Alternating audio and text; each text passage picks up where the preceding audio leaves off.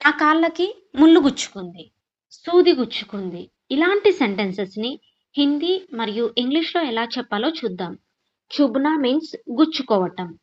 To prick. For example నా కాళ్ళలో ముల్లు గుచ్చుకుంది.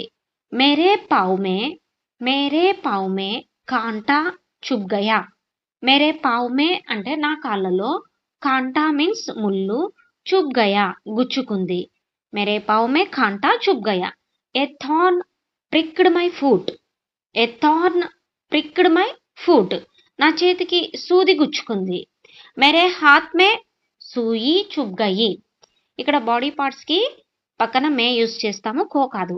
మేరే హాత్ మే సూయి చుబ్ గయి. సూయి చుబ్ గయి అంటే సూది గుచ్చుకుంది. A needle pricked my hand. A needle pricked my hand. Video like చేయడం మర్చిపోకండి. అతనికి ముల్లు గుచ్చుకుంది. ఉస్కే పావ్ మే కాంటా చుబ్ గయా.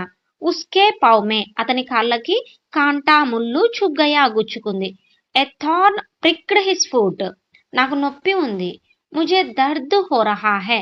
ముझे నాకు దర్ద్ హో రహా హై అంటే నొప్పి అయితుంది. I feel pain. I feel pain. ముల్లు లోపలికెళ్ళింది. కాంటా అందర్ చలా గయా. కాంటా అందర్ చలా గయా.